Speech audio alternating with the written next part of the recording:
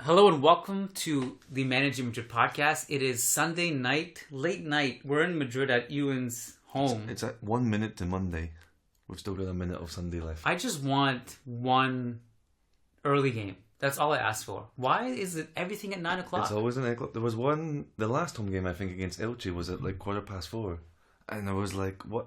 It's weird to see the Bernabeu in sun. And I looked it up and it was the first home game that wasn't at night since before the pandemic at the Bernabeu, because obviously last season they weren't. Why did I miss a memo? Like why? Because it's the big game, I guess. The big game, they have like one big game at like 4:15 and one big game at 9. I don't know why. We got to think of the children who have to go to school tomorrow. Think of the journalists who would like to just get on with the rest of their day. Yeah. At a reasonable hour. It was weird after the 4:15 one, because I came home and went to bed at like 10 p.m. or something. It was, that's insane for you. Didn't know what to do. Yeah. And plus, it was probably warm, sunlight. It was nice. It was warm. Although then it got very cold, very quickly. It was deceptive. Whereas at least when it starts at 9, you know it's already cold the whole way. The contrast between like 3 o'clock to nighttime here is insane. Mm-hmm. It's just. Like you get like 16 degrees, 17 degrees. And then it goes to 0. I had to keep taking my mittens on and off today. To type? Yeah, to type. And then I had to go back. And this is shocking what I did at halftime. Mm-hmm. I went into the bathroom and just put my hands under hot water. And I couldn't tell if my hands were burning or freezing. It was quite the freezing experience. No heaters yet. Anyways, we're here, so that game is over, and what a concept. The substitutions. Real Madrid's bench players made an impact. Who would have thought? So we're going to break down this win over Granada at home, and it was close. It took an Asensio late-ish goal and a beautiful banger of a goal. And joining us tonight is also Mateo Lajos, who is here. The picture, we're going to upload a clip on YouTube where he's just basically sitting in the middle of the podcast with and it's very fitting because this was Mateo Lajos. He got what he wanted. He got attention tonight. This is how it came up, because last time you were here in Madrid and came over for our post-game podcast, I think it was the derby. Maybe there was one other. I think the last one was the derby. Last one, Chris was here. I think it was the Rayo game, wasn't it? Was it Atleti? Rayo was before. Okay. Atleti was since then, and that was the only other game Mateo Lajos refereed at Real Madrid all season. So you come over to see Mateo Lajos, and I think me, but I think you're really coming to see. I definitely do not come here to see Mateo Lajos. I'll tell you that right now. I can't even joke about that. Congrats to Mateo Lajos. He got his big moment today. So let's talk about the game and the starting lineup. I mean, obviously, the big talking point surrounding this team of late has been running players into the ground. Ancelotti discussing, before this game, it was like clockwork. He said, when the players are tired, I'll take them off. And he said there's only 2 reasons why I might not start these guys. And one is they're tired, or 2, I don't trust them. Yeah. Which is an interesting quote, because to me, I read that a different way. It's that I'm not sure I trust my bench players. There's one thing to trust your starters, but there's also another thing, like if you don't trust your bench players, you're also not going to rotate them then. Given all that, we had the context. We knew they were missing 4 key players tonight. Vinicius, Benzema, Casemiro, and who am I missing? Mundi was the 4th one. And then Mariano and Lucas Vazquez. Not so important, but Lucas Vazquez a little bit, because it meant Carvajal had to play like the whole game, which he doesn't do. So, yeah, the absences was the big talking point as well coming into this one. Who's going to play where? Like you say, the kind of 3 main positions: striker, left back, and then Casemiro, who's going to come in for them. And then we saw it was, I guess, quite surprising with Camavinga as Casemiro, not such a big surprise. Isco as Benzema, quite a surprise. And then with Mondi, was it going to be Marcelo coming in, or was it going to be Alaba again? It was Marcelo, and I guess all eyes were on those 3 players from, well, you were there, I guess you were looking at those 3 in particular, because we know what everyone else in that system is going to do. It's 4-3-3, it was still 4-3-3, you know what everybody else is doing. It's those 3 guys that, how are they going to fit in? That's what I was intrigued about, that and Camavinga Well, I mean, in the first 30 seconds, your eyes were drawn to Camavinga because he almost gave away the 1-0. He did, in like 30 seconds in. So bring that forward for a sec. Our dear friend Phil Kittrell, like a few hours before the game, he tweeted something like, I have heard there's going to be a surprise in the lineup or something like that. So when he said that, I was like expecting something like La Tassa or something. So when I saw all the replies were La Tassa. I was like, no. Well, when I saw Isco, maybe just because it seemed like he really hyped up the tweet. So when I saw Isco, I was like, oh, okay, Isco, false 9. We saw this in the second half in the last game. So, I don't mind it in theory. Like in a funny way, the subs really changed the game for me. Starting with Fede at halftime. And all the way through Hazard and Jovic, those were the 3 main protagonists in the second half, or like at least among the game changers. They made an impact. Having said that, Isco I thought had a pretty good game. I think some of the stuff was beyond his control. Pumping crosses into him that made no sense. Albert Ortega, one of the Spanish football journalists in Spanish, he tweeted that we had 20 crosses when Isco was on the field and 2 when. Yeah. Something like that. I'm sorry if I'm getting those numbers wrong. I'm sorry. I just saw the tweet kind of like in passing. But we always joke about this too. Like, as soon as Mariano, Jovic, anyone who can physically do damage in the air, if they're on the field, we stop crossing for whatever reason. And we're sending these prayers to Isco. Like, he's not even close to it. Even if he was, he's not going to be the type of guy who's going to, outleap anyone. But at the same time, I thought his touches on the ball were good. His movement off the ball was good. His link-up was good. He provided shots. He provided offense. I had no problem with his performance in a vacuum. No, and even with some of these crosses, Isco actually did like surprisingly well to get to some of them. There was one where he got to it and got his head on it, but Herman Sanchez was right there marking him so well that just as soon as Isco's header got off his head, it was already blocked by Herman's head. But Isco, to be getting that high and getting onto the header kind of surprised me a little bit. There was another one, I think that was the one with the free kick where you could put it to anybody. Militao, Alaba were up there and it went to Isco, but fair enough, he did okay. And then he had a few nice touches on it, teed up Asensio for a good shot. He was fine, and I was a little bit surprised by how good and involved and sort of energetic he was, and that almost took you back to something Ancelotti said before, which was, hey guys, I'm the one that sees training every day. I know the players who are performing well, who are ready. You might know who you think is the best players, where the squad depth is, but I see them every day. And I was like, maybe Isco's been really good in training this week, and this is why Ancelotti's thought, I'm going to start him. And to be fair, in the first half, Isco, along with Asensio, was the most active guy, was doing things that just didn't quite come off.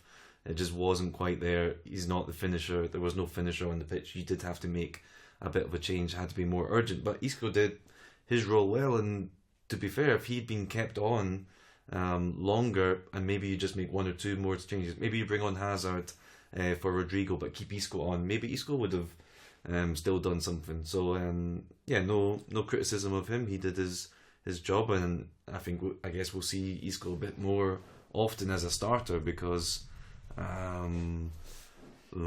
he came on, did what he was supposed to do. There was no finisher on the pitch, and he was supposed to be that. That's not Isco. Well, that's what struck me in the first half, is that they needed finishers. They needed, whether it's whatever exists of Jovic or Jovic's profile, what he's, built for is scoring. Yeah. Same with Bale. Now, Bale's kind of become a meme, and he's always been a meme in the last 2-3 years. But the laughing thing on the bench was, I think this was funny. It seemed like for the first time in a long time, the fans all of a sudden started to take heart to Bale and sympathize with him, because all of a sudden it became, Ancelotti doesn't rotate. Now we take Bale's side. He should be laughing on the bench. This is great. That was the first time I felt like fans kind of sympathized with him a little bit. I think now there's going to be a retrospective where when Bale leaves and you do a sort of Bale best moments, there's going to be the overhead kick in Kiev, the Bartra goal, and then just him chilling on the bench with a COVID face mask over his eyes against Alaves. All these moments are going to, when you look back... Did that happen? I don't remember. That was one of the... Yeah, the one where he properly like was just chilling with like, as if it was like an eye mask or whatever. The one where he did like the sort of goggles thing, like against Granada, like that one. All these moments at the time, everybody was angry, but now when he does leave in the next few months, I think everyone will look back fondly of like, that was really harmless. Those were good times. Because it can be, Real Madrid can be quite a serious club sometimes. Yeah. You need a joker or two. You need a Bale. Hazard, we know, more so from his Chelsea time, but he's a joker as well. And to have those two together, they both obviously speak like great English. I'm sure they're good friends now on the bench, which they never get to escape. When one of them is sent to warm up and told to come and sit back down, it's hard not to laugh. Like, you can imagine the relationship they have going through the same kind of thing. Different stages of their careers, but going through the same thing. And to his defense, humor is the best way to deal with so much of this stuff. Of course. I applaud him for deformalizing it. Where were we? We were talking about Bale, Jovic. I wanted to say something. Finishers. I don't know. But I did want to circle back to the Camavinga thing in the first minute. So one of the things that I was looking out for is, and I kind of knew the answer, but I just wanted to see it anyway, was Camavinga going to play as a defensive midfielder or a central midfielder? It turns out right away it's clear. He's a single pivot. He's the anchor. He does this, like the Valencia game was another example at home where he over dribbled in deep positions and lost it, and Valencia nearly scored. This was an example where we got lucky. We dodged a bullet in that sequence where he gave it away in the first minute. I think he just thrives so much better closer to the box. Like there were moments as the first half progressed where you started to see him link up with Rodrigo in the box. He's moving, he's breaking lines with his movement. He's a good dribbler. He's able to just kind of create some chaos in the final third. Mm-hmm. And it was ironic that, so like when I was looking at the problems in the first half, I was like, we need someone to put the ball in the back of the net. We need to stop these aimless crosses. It didn't strike me that Camavinga would have been the emergency substitution to come off at halftime. As like, this is the problem.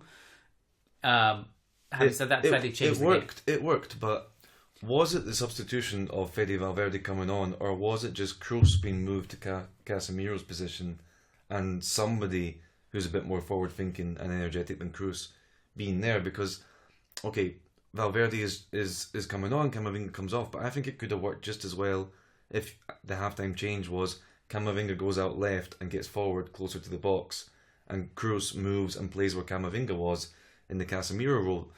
I don't think you had to change the personnel necessarily, and I feel a bit sorry for Camavinga because he's taken off. It's almost like he did a bad job. It's almost like, you're not replacing Casemiro properly, we're going to put Kroos there. It's like, he's not supposed to be a Casemiro replacement. That's not his position. We don't really know what his position is. He's so young. He played a few different ones already in France. He's come to Real Madrid. He's played already a few different positions, just filling in where there's minutes. He comes on as a sub. That's different from when you start. But I don't think his position is to be the new Casemiro. So his position, if he could play where Modric plays or where Kroos plays and gets close to the box, is really even closer to the box than Kroos does. I think he could thrive, and that's what Fede Valverde was brought on to do and allowed to do. And I think Camavinga could have done it just as well as Valverde did. So the substitution worked, but I think more than the substitution, it was moving Kroos into the middle and moving an energetic player to where Kroos and Modric were. Yeah, I felt bad for Camavinga for the exact same reason. Yeah. It's just like he's taken off at halftime, and then Fede gets to play the role that Camavinga should be playing and thrives in it and does great. So either way, Fede had a great impact off the bench. And yeah, he was great. Yeah, it reminded me of like Fede of, what would you say his best season was? 2 years ago? Yeah, no, last one, the one that ended with that had COVID in the middle, and when they came back from COVID, he was just amazing. Like 1920. So just his energy, like the Bernabeu was going crazy, applauding everything he did. Like every pressure, he was giving their entire left wing hell. He was relentless in his hounding. He was winning the ball. He won the ball on multiple occasions in deep position. I have to look at the numbers to see what they were, but he created multiple opportunities just from his energy alone. Something we didn't have in the first half.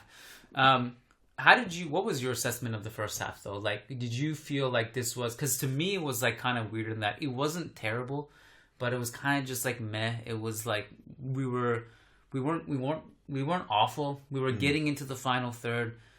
Things were brewing, but we just didn't have that final shot again, which was to me the argument for bringing on someone a little bit more lethal. In terms of Real Madrid's attack, I totally agree. It was just a bit meh. It was fine. It could click into another gear, but in the first half, like, the worrying thing was how many chances they conceded to Granada. Was quite a few, you know, like maybe from mistakes of like the Camavinga giveaway, Courtois gave the ball away as well, but also just like Granada when they got forward could, you know, play around, create some chances. There was that really one behind Marcelo when he got caught on the high line. The Puertas one where Courtois saves. So that, I think from a Real Madrid point of view, you're not too worried about the attack in the first half because you assume it will get better. It wasn't that bad. There were a few chances. You hit the crossbar even if it's from a potential own goal, but the concern was how many chances they conceded in the first half. The second half, the first, half of the second half was kind of similar, playing around the box, creating a little bit here and there, still not too much, but in the second half they showed up so much in the defence. And I guess that was Cruz really did a good job, I think, where he moved back to Casemiro. Obviously, he can still be that quarterback guy that plays and commences things from long, the way Casemiro tries to do sometimes, and sometimes it comes off, sometimes it doesn't. But the defensive work that Casemiro is obviously so good at, Cruz actually did quite well, I think, in mopping up there as well. So the second half defensively was so much better, and then offensively, especially after the second two substitutions, I guess, offensively as well, it was a lot better and good enough in the end to just about get the win. Speaking of defense, I thought Militao was fantastic. Like he's been so good for so long. Apart from like the blips and mistakes he has, which unfortunately has cost Real Madrid goals in this season. But that's like Ramos. How many mistakes would Ramos give away for goals a season? But you can swallow that if you get the consistent just winning every ball, every tackle, every block. You know, that's my argument. It's like I'd say 95% at least. He's just awesome, flat out awesome. His coverage is fantastic. Stealing balls, stepping up, interceptions. The goal that we scored was off of him with a counter pressure sequence, helping win the ball. Asensio, by the way, it's weird because like at halftime I was like, I thought out of the three, although Rodrigo wasn't doing that much either, to be fair. But did Rodrigo play? In the second half, he looked a little bit better. Yeah. But I do feel like he should be giving more, given the fact that Real Madrid's right wing this season has been so up in the air. It just like it was right there for him to take it, to run away with it, put his foot on the pedal, and he just hasn't been as efficient as he has been last season. But he's young, and I thought he was a little bit better in the second half. Asensio had 8 shots in this game, 6 of them on target, 2 key passes. Good passing game. I think like if you get this version of Asensio where I haven't even seen a replay of the goal yet, to be quite honest. No? I just saw it live and I was like, that was awesome. It was such a good goal. But one of the things that we've been missing is shot volume. I know like it's a thing where a lot of people like periodically will ask us like what's the big deal of someone who can shoot?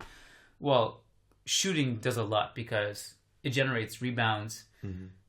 It generates someone just taking shots out of nothing, just finding a little bit of space to fire something off, force the keeper into a save. Who knows what bounce you might get. 8 shots, 6 on target. I thought that was pretty impressive. Also, Jovic with 4 shots off the bench, which is the second most on the team. I'd be interested to know what the split was of Asensio shots because the shot volume this season has all been Cruz. Cruz is on course to absolutely obliterate all his records for number of shots in a season. Maybe not goals because it's not always been efficient, but shots on target, he's on course to obliterate all of this because Cruz is just shooting on sight all season. He's been doing that from distance and often, like you say, creating these things like winning corners, rebounds, at least just keeping the defense alert or whatever. But I guess once Cruz went back deeper in the second half, you don't have Cruz who's going to do that. Modric is not that kind of volume shooter, so I'd be interested to know how many of Asensio's shots came after Cruz dropped back and he realised someone has to do that. But I feel just on memory that it was kind of an even split because he did have a few in the first half and then a bunch at the end as well. So I don't know. That's interesting. I mean, I'd have to look at it. A lot of Real Madrid's shots I'm looking at under stat now. A lot of them were just flurries in the second half after like the 70th minute, and that's kind of when things started to open up a little bit. And there were a lot after Asensio's opening goal as well. That was far out. That was a .02 on the XG chart. I didn't realize it was that far out. It's this one here. So I might actually pull that up on the screen for people on YouTube to see. But so yeah, it. Look at that. I mean, the shot distribution is crazy. I mean, they were all pretty low XG. So I thought Granada did a good job of just at least making it difficult, like hounding. There were a few times where you could see us looking to shoot, whether it's Modric or Cruz to the top of the box. And all of a sudden, Granada just converge and make it really difficult. They close the angle. So yeah, to me, like this game kind of came alive in the second half. Is there anything else from the first half that we missed? I mean, probably, given the fact that neither of us are even going by our notes right now. But yeah, I mean, probably. But I mean, I guess the main talking point was that front line. We kind of went through each of those guys one by one, and Camavinga, and then everybody else kind of was as they normally are. Marcelo, I guess. Of the new guys introduced, we haven't really spoken about him, but I mean, for a Marcelo game, like you didn't notice him that much, which is good usually these days when Marcelo, future underwear model, is playing. So is that what he is? That's the report today, that he's retiring at the end of the season to become an underwear model. Hey man, good for him. Yeah. He wants to beat Hento's record, get one more title, and then go and model boxers. I also am going to do that after I retire from journalism. As Hento would have wanted. For sure. That's definitely following Hento's footsteps. I thought Marcelo had a good game. Yeah, that's what I mean. That's what I mean. Yeah. The fact you didn't notice him is a good game, I felt. You know. And apart from that Puerta sequence at the first half. Yeah. With that, and that was a situation where it's a high line. He's caught. He's not in sync with the rest of the defensive line, and he just does not have the pace to recover. Yeah. Like you can actually see him trying to get back. He just no way he's doing it. I liked his effort though overall. I also thought the effort was there off the ball, much like Isco was constantly running off the ball, trying to win the ball back, trying to get in position for his teammates. The interesting thing now that you mentioned Marcelo, I noticed like when Benzema was not on the field. Real just kind of like shift from left side, dominant possession, goes over to the right a little bit more naturally. Or at least, like today, if you look at the heat maps, it was more that dispersed than it usually is. It was kind of even left, right. And that's partly because Isco naturally gravitated towards the right more than he did to the left side. So on the left, you had a lot of Marcelo and Alaba actually interchangeability, and like Marcelo would make the underlap around, Alaba would go wide. Alaba also had a lot of times where he was just positioned in the box in this game, while others would cover for him. Rodrigo on that side, but Isco would kind of gravitate toward Asensio on the other side and link up with him. And maybe that's why Asensio got so involved in the first half, and maybe we're being a bit harsh on Rodrigo that he didn't do so much. Maybe it's because Isco wasn't, like you say, gravitating towards Rodrigo as much. So he didn't have much to link up with on that side. Yeah, that's true. Marcelo got a really warm standing ovation when he came off. I think everyone liked this. So I think that, like, for this season anyway, this was his first game at the Bernabeu where he started as captain.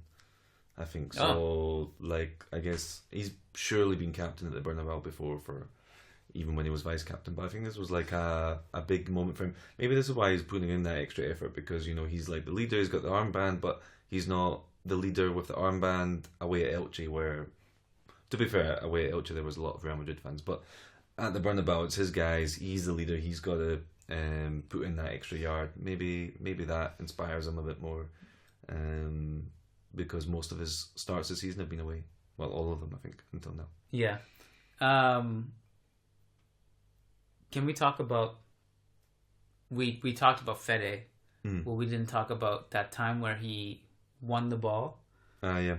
And he's on a break. So maybe you saw better replays than I did. I was lucky enough where my seat press row was next to one of those little TVs, which doesn't always happen. Yeah. So I got to see a few replays, and I saw 3 replays altogether, and it did not seem like there was contact. Yeah. But I was like, okay, maybe it was a foul. But then I even said, like, even if it was a foul, you got to let that play go. Because if he scores, you can always go back and recall it and call it a foul. This is what they kept saying on the commentary, was you need to let it go. But